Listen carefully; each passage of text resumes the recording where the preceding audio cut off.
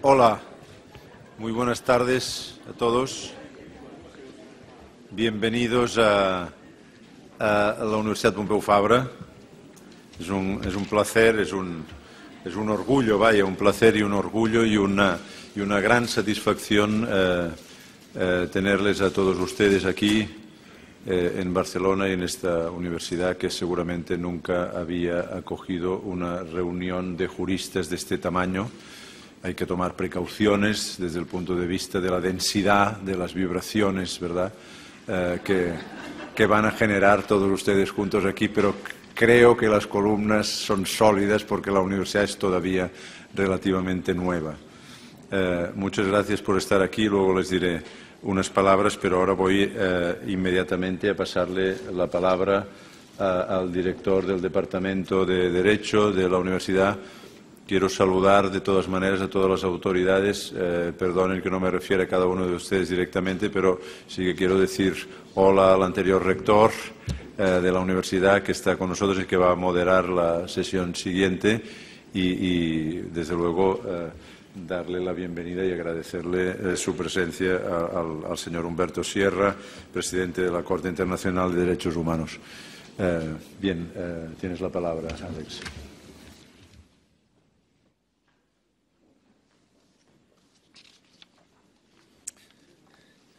Querido rector, presidente, queridas amigas, queridos amigos, mis primeras palabras, y reitero lo que acaba de decir nuestro rector, han de ser necesariamente de bienvenida a nuestra universidad y a nuestra ciudad.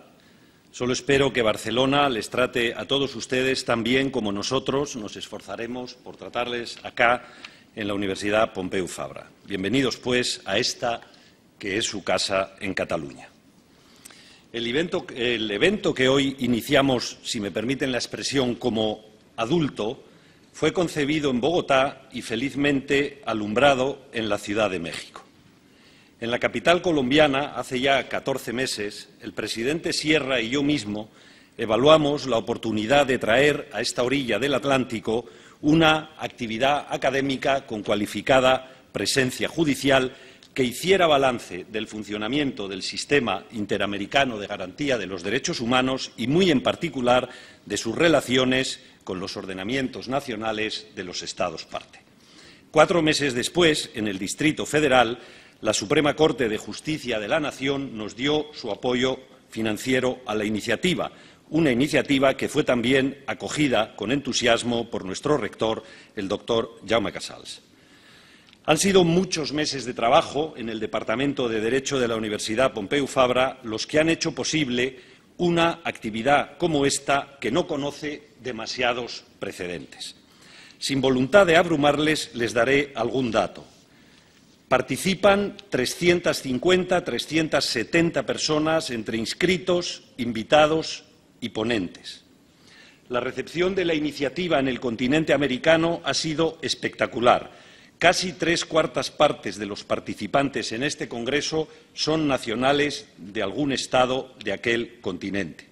Hay representados 14 tribunales supremos o constitucionales de estados parte del sistema interamericano: la Suprema Corte de Justicia de México, la Corte Constitucional de Colombia, la de Ecuador, la de Guatemala, el Tribunal Constitucional Plurinacional de Bolivia, el Tribunal Constitucional de Chile, el de Perú, el Tribunal Constitucional de la República Dominicana, el Tribunal Supremo de Justicia de Brasil, la Corte Suprema de Justicia de Chile, la Corte Suprema de Justicia de Costa Rica, la de El Salvador, la de Uruguay y también el Consejo de Estado de Colombia. Hay además representados 7 tribunales superiores de sendos Estados miembros de la Federación Mexicana. Además, por supuesto, están presentes la Corte Interamericana de Derechos Humanos, con 3 de sus jueces, presidente incluido, el Tribunal Europeo de Derechos Humanos y el Tribunal Constitucional Español. Son unos datos, creo, muy representativos de la singularidad de estos nuestros diálogos judiciales.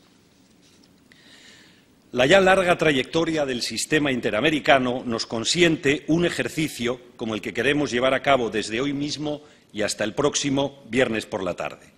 Si me lo permiten, me atrevería a decir que con la primera sentencia dictada en un asunto contencioso por la Corte Interamericana allá en 1988, se hicieron realidad los deseos de los cancilleres del continente que justo 40 años antes, al aprobar la Declaración Americana de Derechos y Deberes del Hombre en Bogotá, consideraron, y cito textual, que la protección internacional de los derechos del hombre debe ser guía principalísima del derecho americano en evolución. Fin de la cita.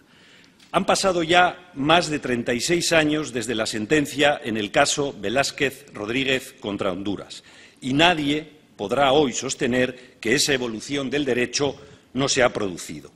Una evolución que en nuestros dos continentes, en Europa y en América, confirma la opinión de quien puede ser considerado un auténtico visionario. Me refiero al profesor Lauterpacht, uno de los primeros jueces del Tribunal Internacional de Justicia y, sin duda, la opinión es del propio Hans Kelsen, uno de los internacionalistas más influyentes del siglo XX. Pues bien, el profesor Lauterpacht, el juez Lauterpacht, en 1949 se refirió al entonces naciente derecho internacional de los derechos humanos para afirmar que este nuevo sector del derecho internacional, cito textual, supone restricciones a la soberanía que por sus implicaciones poseen un alcance mucho mayor que cualesquiera de las propuestas que figuran en los anales de las utopías internacionales. 1949, fin de la cita. Limitar el ejercicio del poder público, llamémosle soberanía, en beneficio de los ciudadanos fue la razón de ser del Estado constitucional hace ya casi 250 años y es también el fundamento de la emergencia del derecho internacional de los derechos humanos hace ya poco más de medio siglo. Finalizo con los agradecimientos, como es obligado.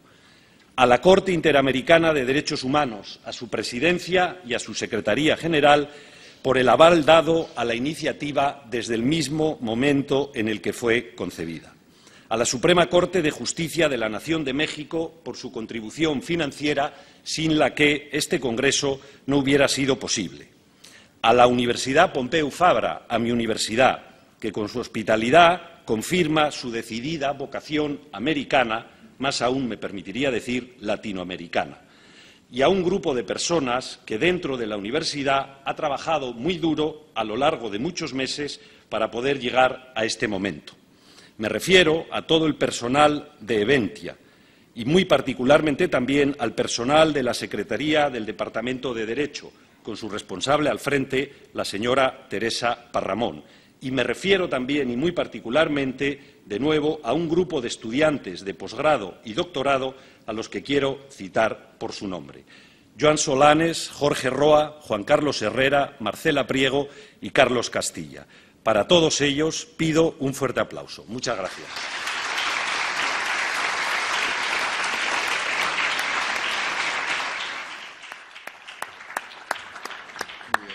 Muchas gracias, profesor Saiz. Tiene ahora la palabra el presidente de la Corte Internacional de Derechos Humanos, el señor profesor Humberto Sierra Porto.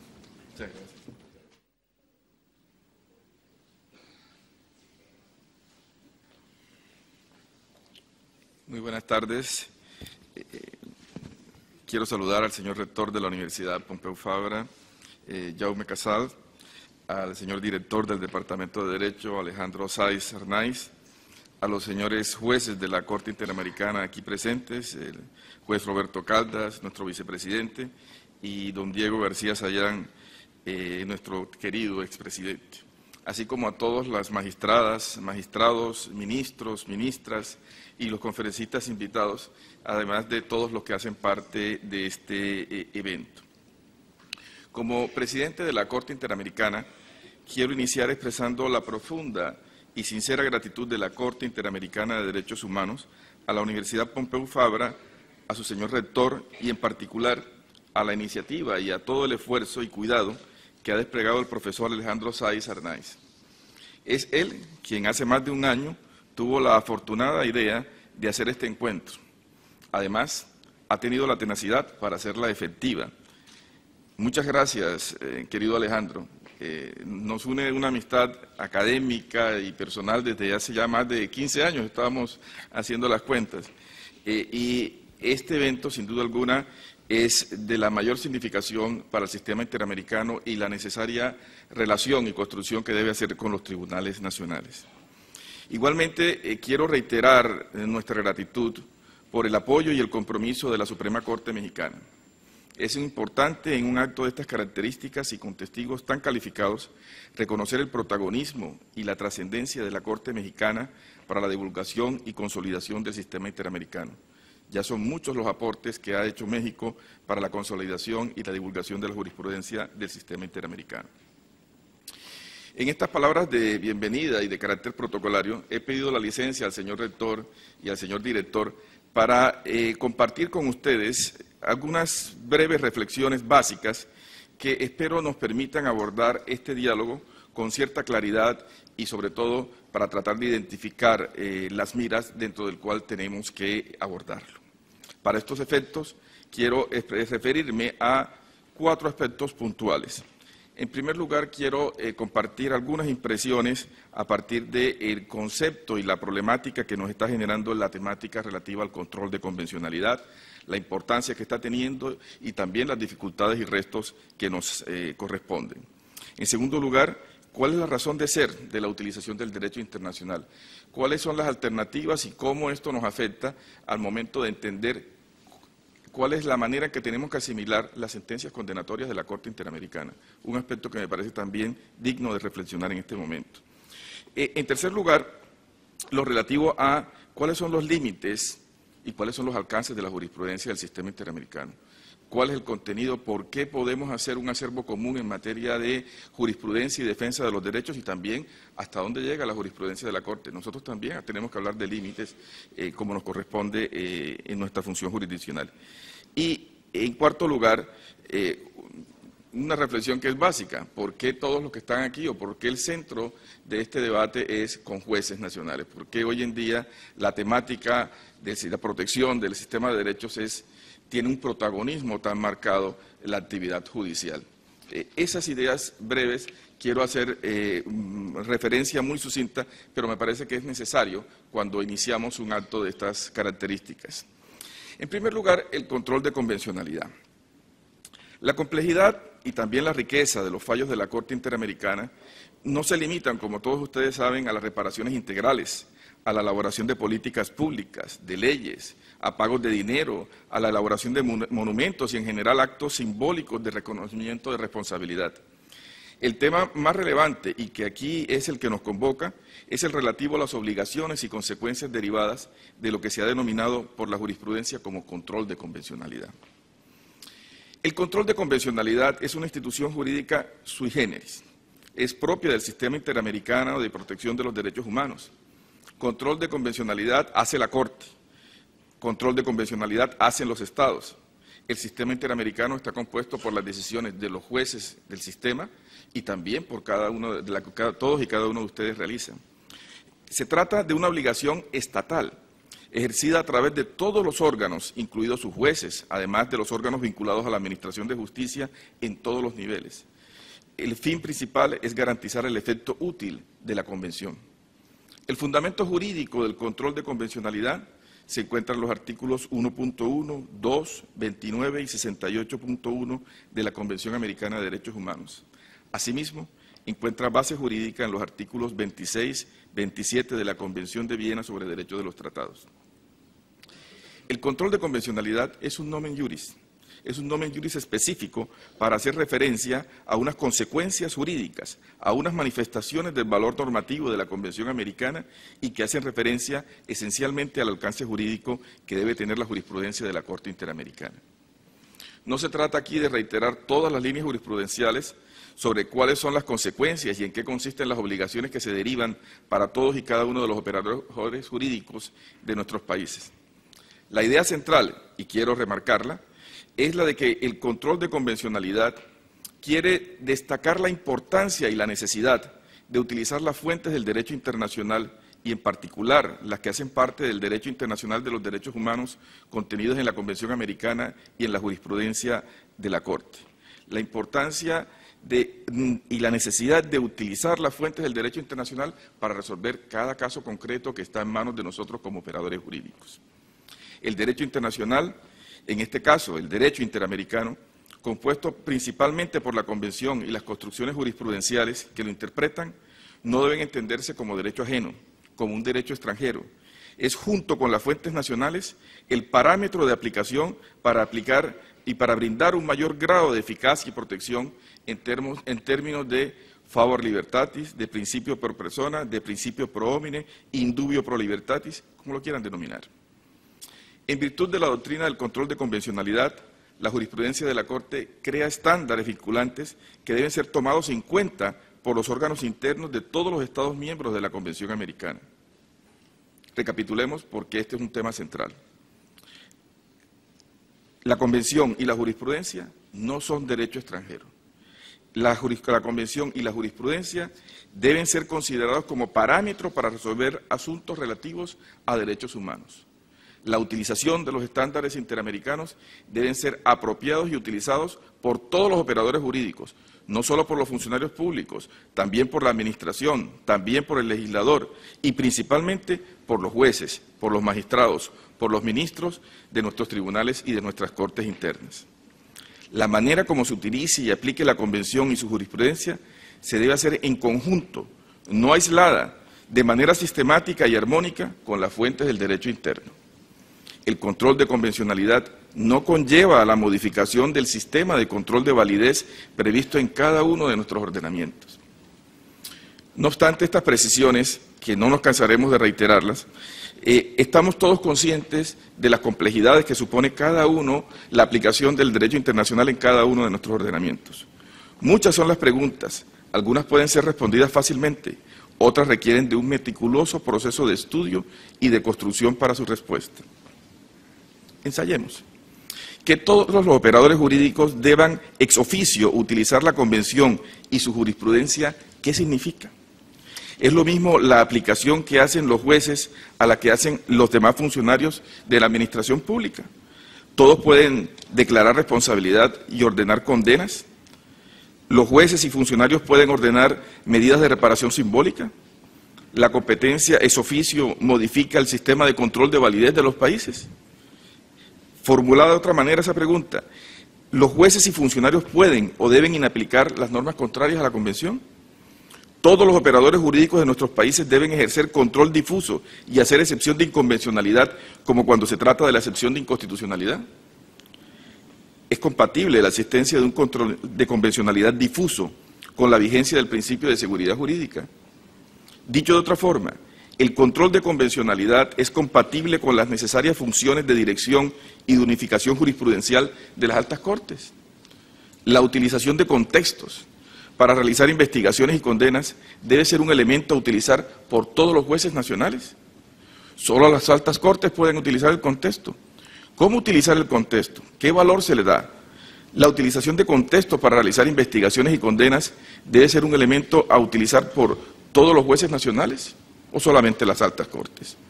¿Qué valor tienen las sentencias de la Corte Interamericana en el sistema de fuentes internos? ¿Son jerárquicamente superiores o inferiores a la Constitución? ¿Cómo es la relación de la jurisprudencia y la ley? La jurisprudencia de la Corte Interamericana debe ser utilizada como criterio teleológico.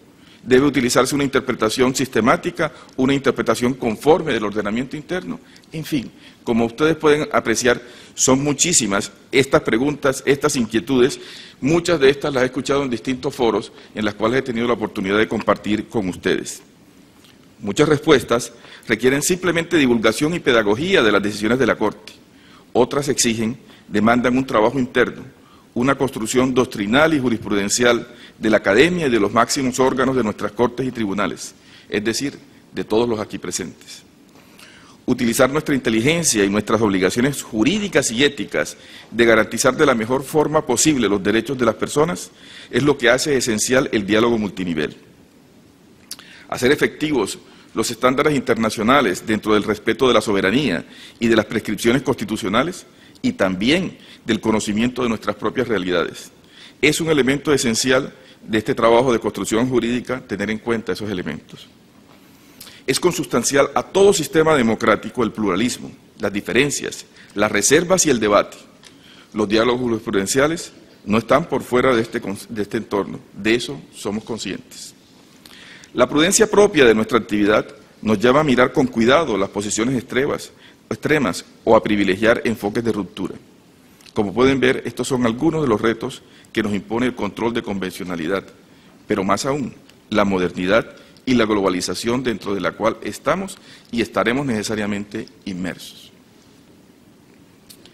Una segunda reflexión que quiero compartir con ustedes es la relativa a la utilización del derecho internacional. ¿Cuál debe ser la razón de ser y la lógica que debemos tener presente a la hora de aplicar las decisiones emanadas de un tribunal internacional como la Corte Interamericana? Dicho de otra forma, ¿cómo debemos entender, cómo asumir las sentencias de condena de la Corte Interamericana? Creo que podemos sintetizarlo en dos grandes actitudes o corrientes de apreciación o de aproximación. Una primera, que es muy común, es entender las decisiones de condena de la Corte a considerar sin mayores matices que se trata de una derrota del país, de su derecho y de sus instituciones. Cuando se habla de condena, se asimila a fracaso de los jueces nacionales, a expresión de la incapacidad de los jueces y de las autoridades nacionales para resolver los conflictos que se dan en un país. Es eso lo que se entiende en muchas ocasiones cuando hay una sentencia de condena.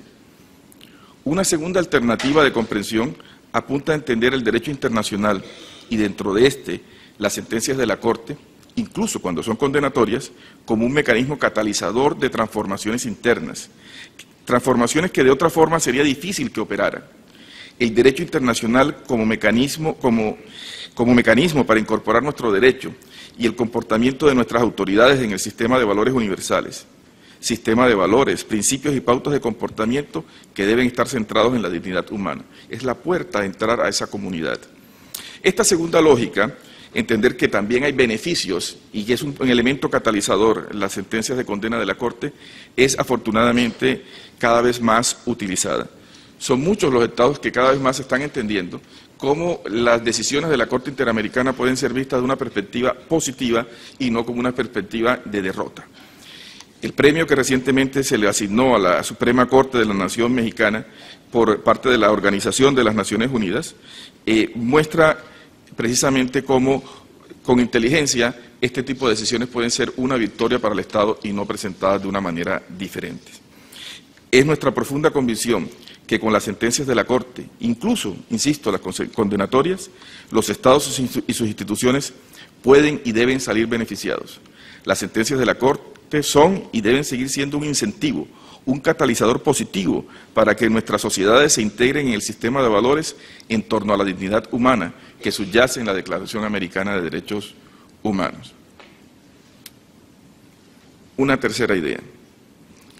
¿Cómo la interacción entre derecho y realidad determina el alcance de los estándares jurisprudenciales? ¿Qué nos une?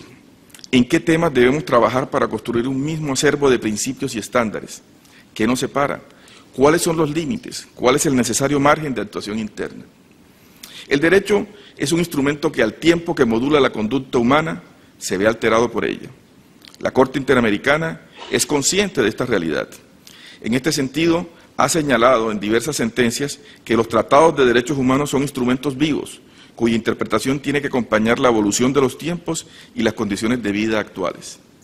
Es preciso que el derecho y la vigencia de los contenidos de las normas se adapten a las realidades concretas, ya que sería erróneo suponer que los conceptos y principios jurídicos son inmutables y atemporales. De esta manera, el mecanismo de actualización de estos conceptos jurídicos no es otro que la jurisprudencia. El derecho efectivo de un país es siempre el resultado de la interacción entre el derecho positivo, la forma y la realidad sobre la cual opera. Esta constatación evidente nos invita a reflexionar sobre las perspectivas de evolución, sobre cuál debe ser y cuál puede ser el alcance de la jurisprudencia en los distintos niveles. No pueden tener el mismo alcance las categorías generales del derecho público, del derecho constitucional, tal y como se conciben en Europa, a como se expresa en nuestros ordenamientos nacionales. El derecho en los países latinoamericanos, a pesar de que se utilicen las mismas categorías, se haga alusión a los mismos conceptos que son los que se aplican en el derecho europeo, no son ni deben ser los resultados idénticos. De hecho, en muchas ocasiones tienen radicales y diferentes significados. Ejemplo paradigmático de este razonamiento se encuentra en la diferente comprensión que existe alrededor del concepto de derechos fundamentales en el constitucionalismo europeo y en el americano. En la mayor parte de nuestros países, este concepto obedece a un carácter abierto, no opera como una lista cerrada, bien sea por vía de la noción de fundamentalidad, bien sea por la construcción de los denominados derechos constitucionales innominados, o la más utilizada, de bloque de constitucionalidad, o si se quiere, simplemente por la adjudicación de eficacia jurídica a derechos contenidos en tratados. El derecho efectivo que se aplica en nuestros países está determinado por unas realidades propias, por factores sociales y políticos comunes que determinan nuestra forma de ser, que caracterizan nuestra organización política y nuestros ordenamientos jurídicos. Profundos problemas de desigualdad, problemas derivados de una crisis de legitimidad de nuestra democracia representativa, de credibilidad en la política de representación. Unos estados social de derecho estructurados de manera particular y cada vez con una mayor tendencia a la privatización. El impacto de sistemas presidencialistas en la manera como efectivamente funciona nuestro equilibrio de poderes. La constatación de esta relación y de las consecuencias de la interacción con nuestras fuentes formales nos muestran una lógica de similitudes, de situaciones análogas en nuestros países, y es esta lógica en donde apreciamos la necesidad y la posibilidad de construir estándares comunes. Pero también, y eso hay que decirlo, la convención y la interacción entre forma y realidad social hacen que no sea posible que la jurisprudencia interamericana se convierta en un jus constitucional omnicomprensivo que vacíe de contenido las competencias de las Cortes y tribunales nacionales. Vivimos en una era en que los intercambios culturales, sociales y jurídicos trascienden las fronteras nacionales. Hoy en día, las circunstancias que impone la globalización, el intercambio fluido de bienes, servicios y el tránsito de personas hace que los fenómenos jurídicos sean igualmente compartidos. Es la propia realidad la que nos impulsa a la apertura de nuestros sistemas legales y a buscar soluciones a estos fenómenos, también de manera conjunta. La naturaleza misma del derecho y la justicia, además del marco jurídico del derecho interamericano, imponen prudencia. Prudencia en la construcción de las vías de comunicación e interacción entre el sistema interamericano y el derecho de cada uno de nuestros países. Finalmente, hablemos del papel protagónico que las Cortes, tribunales y jueces están teniendo en la realidad, en el presente y en el futuro del sistema interamericano de derechos humanos. El próximo mes de junio, la Corte Interamericana se renovará en 4 de sus 7 integrantes. De los 5 candidatos hasta hoy presentados, 2 colegas aspiran a ser reelegidos. 2 son magistrados de las más altas cortes de sus países. Y una tercera candidata viene de ser magistrada de la Corte Penal Internacional. Hoy, quien oficia como presidente de la Corte Interamericana, me desempeñé con anterioridad como magistrado y presidente de la Corte Constitucional Colombiana. La Corte Interamericana viene realizando reuniones bilaterales y multilaterales en eventos como el que hoy nos reúne. En el próximo mes de junio realizaremos una actividad similar a esta con los presidentes y magistrados de los tribunales y cortes constitucionales. Los académicos que hoy nos acompañan, compartiendo sus luces, ya no solo provienen del derecho internacional y del derecho internacional de los derechos humanos. Hoy contamos con juristas de derecho constitucional, civil, penal, administrativo. Es una realidad evidente. Los desarrollos, las implicaciones que se derivan de la globalización y como una manifestación de este fenómeno, la figura del control de convencionalidad están generando el interés de nuestros poderes judiciales. El derecho internacional y el derecho nacional se están transformando en un mismo derecho y esto requiere una traducción, una formulación que debe hacerse en términos jurídicos y debe hacerse por los niveles interamericanos y los niveles nacionales. La jurisprudencia es diálogo constante y dinámico, porque permite la reflexión de ideas, la construcción o deconstrucción de los conceptos jurídicos y el contenido del derecho, siempre dotándolos de significado particular. Sin embargo, este diálogo no puede ser unidireccional. Al igual que los tribunales nacionales, la Corte Interamericana se nutre de los pronunciamientos que los jueces nacionales hacen sobre la interpretación y aplicación de la Convención Americana, e incluso sobre la jurisprudencia de este tribunal.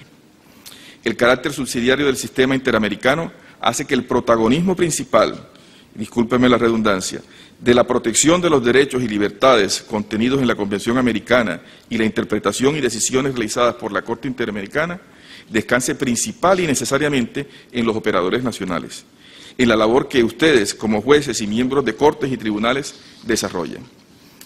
El desarrollo normativo y jurisprudencial en materia de derechos humanos no es ni puede ser exclusivo de la Corte Interamericana. De manera desigual, pero constante, todas nuestras Cortes Supremas o tribunales constitucionales, según el caso, han realizado aportes significativos en la construcción de un acervo jurisprudencial que ha permitido la divulgación, el conocimiento de los derechos por parte de cada uno de nuestros ciudadanos. Nuestros jueces se enorgullecen con razón de haber elaborado grandes y sofisticadas construcciones doctrinales que expresan una visión progresista y garantista de la vigencia y aplicación de los derechos. La invitación hoy es a que continúen con esa labor, y en esa labor lo hagamos de la mano de la Corte Interamericana. Formulación jurídica y construcción doctrinal en cada uno de nuestros países y articulación de los aportes nacionales con la doctrina y estándares de la Corte Interamericana es el reto. Trabajar en la misma sintonía, con los mismos criterios teleológicos, requiere un trabajo técnico y de identidad de miras. Finalizo reiterando nuevamente la gratitud de la Corte Interamericana a la universidad, a los organizadores y a todos ustedes por su participación y su entusiasmo. Muchas gracias.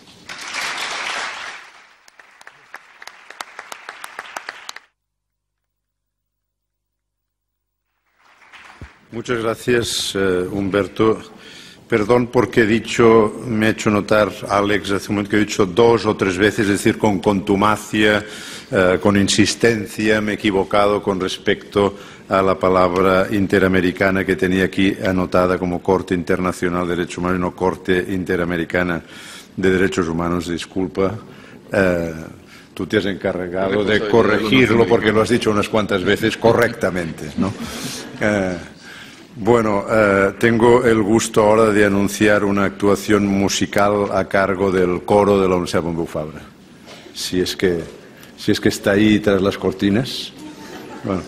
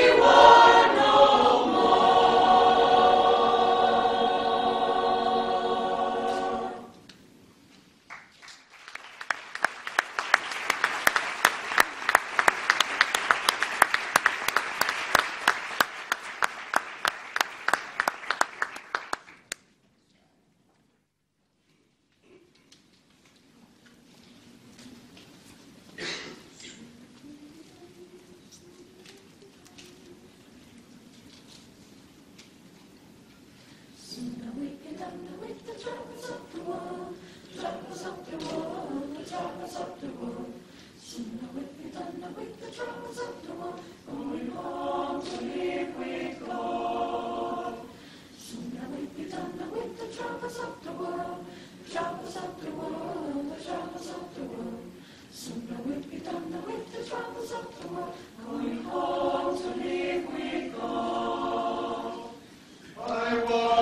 wanna meet my mother.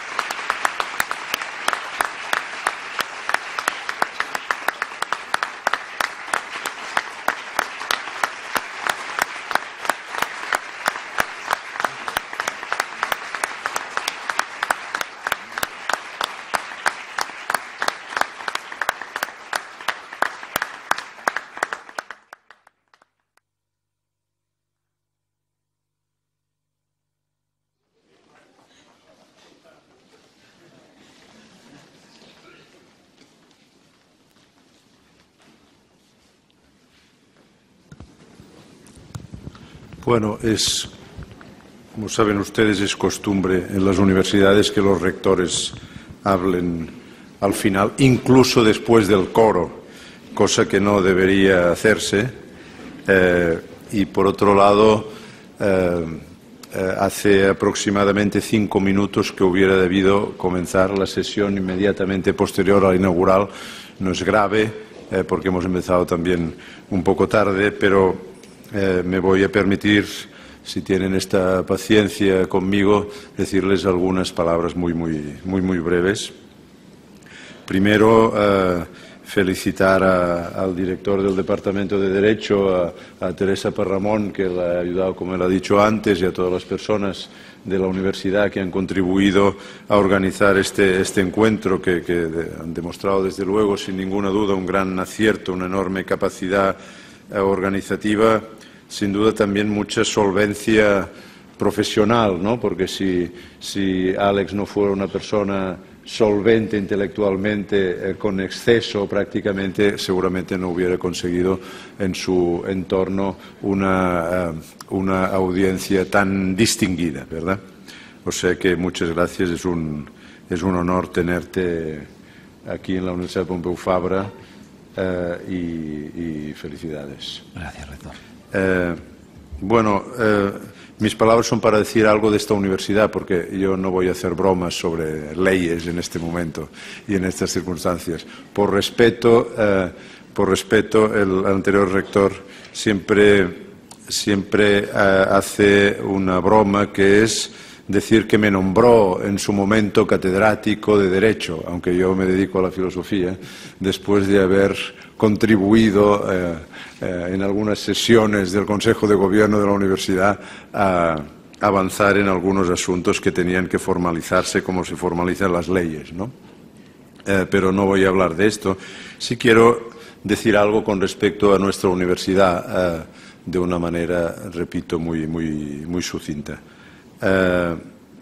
Probablemente, no les quiero engañar con las cifras, pero probablemente nuestro ámbito lingüístico, en el ámbito lingüístico de las lenguas románicas, pues habrá en el mundo varios miles de instituciones que se autodenominan universidades. Probablemente 3.000 o 4.000, para decir algo, pero puede ser que me equivoque. No creo que me equivoque de escala, pero seguramente no preciso mucho. El concepto, esto demuestra a las claras, ¿verdad?, que el concepto de universidad es un concepto analógico o incluso quizás un concepto ambiguo, ¿verdad? No todo lo que se llama universidad es lo mismo. Nosotros, esta universidad, pertenecemos a un grupo reducido, con escasas unidades, ¿no?, dentro de este grupo enorme de universidades, por el hecho seguramente de que se trata de una universidad nueva en el sentido doble, es decir, que tiene pocos años de vida, tiene 25 años, vamos a celebrar, en el próximo curso nuestro 25º aniversario. Si nos hubiéramos casado al comienzo, diríamos las bodas de plata, en inglés el Silver Jubilee es más adecuado, ¿no?, la fiesta de plata, ¿no? Y doble también, decía nueva, por el hecho de que se fundó sin tener nada previo. Hay otras universidades en nuestro entorno más inmediato, incluso aquí en Cataluña, que son incluso más nuevas que las nuestras, pero todas ellas se han formado a partir de algo que preexistía, ¿verdad?, de algo institucional, me refiero, no a personas. La Universidad Pompeu Fabra se formó a partir de cero y de esta manera pudo elegir un grupo de profesores de una manera insólita. Pudo elegir a sus profesores. Entre los profesores locales que parecieron atractivos al grupo promotor de la universidad y, sobre todo, entre profesores que estaban en otras partes del mundo, de manera que es una universidad con un cierto, digamos, pedigrí internacional desde el mismo momento de la fundación. La idea inicial era crear una universidad que apoyara un poco la enseñanza en el ámbito de las ciencias sociales y sobre todo en el ámbito del derecho precisamente y de la economía, cuando habían crecido enormemente en nuestro país había crecido el número de estudiantes, y estos estudios, que son los más frecuentados, ¿no? Prácticamente un tercio de los universitarios desean estudiar Derecho o Economía o otras titulaciones de este entorno, había crecido tanto que necesitaba un apoyo para que se cuidara de cierto modo esta enseñanza más que no en las aulas masificadas de las universidades preexistentes. Lo que pasa es que al elegir este grupo de profesores no solo lo que se cuidó fue la docencia, sino que apareció en el entorno universitario local, que era un entorno en que la universidad se concebía básicamente como docencia, apareció una actividad de investigación muy importante y creciente que nos ha llevado a situarnos a días de hoy entre las universidades, entre las mejores universidades jóvenes del mundo. El concepto de joven universidad tiene alguna trampa, pero vamos a definir universidad joven como universidad, como todos ustedes saben, haciendo la comparación con la vida humana, de menos de 50 o de 60 o de 70 o de 80, vamos a decir, para contentar a todos los presentes, empezando conmigo. Decía que estamos, por lo tanto, con unos indicadores de buena calidad, como universidad pequeña, pero ambiciosa, orgullosa de haber llegado a estas cotas, pero también al mismo tiempo con una cierta responsabilidad, con una cierta prudencia, al darnos cuenta de que el entorno, nuestro entorno, el entorno local, pero casi diría el entorno más que simplemente local, tiende a hacer que las universidades se parezcan entre ellas, tiende a igualar, ¿verdad? La inercia es la igualación y, por lo tanto, los mismos esquemas, y nosotros, desde luego, pereceríamos si tuviéramos que medirnos a partir de ahora, si tuviéramos que financiarnos y si tuviéramos que proceder de la misma manera exactamente que el resto de universidades de nuestro entorno. Aquí está, en cierto modo, el peligro, la, digamos, falta de inocencia de este concepto ambiguo que decía al comienzo de universidad, que quizás convendría en algún momento clarificar. Bueno, desde estos indicadores de calidad, desde nuestros estudios reducidos, pero muy importantes, como ven ustedes, en el ámbito de ciencias sociales, de derecho, de economía, de humanidades, pero también en el ámbito de la comunicación, en la tecnología y en el ámbito de la biomedicina. No mucho más que esto es lo que tenemos en nuestra universidad, y no pretendemos tener más, sino más bien crecer por los intersticios entre estas diversas disciplinas. En esta universidad, por lo tanto, contenta y al mismo tiempo atenta a su destino, pues nos complace muchísimo tenerles aquí, y ya saben que a partir de hoy es su casa. Estaremos encantados de verles en colectivo como forman ahora, o individualmente cuando lo deseen. Muchísimas gracias por estar aquí. Muchas gracias al presidente de la Corte Interamericana de Derechos Humanos por compartir esta mesa conmigo, y muchas gracias de nuevo al profesor Alex Sáez, director del Departamento de Derecho. Buenas tardes y que las sesiones les sean muy provechosas. Buena estancia en Barcelona. No se olviden de que están en una ciudad magnífica, una ciudad casi tan agradable como nuestra universidad, y vale la pena que lo aprovechen. Buenas tardes.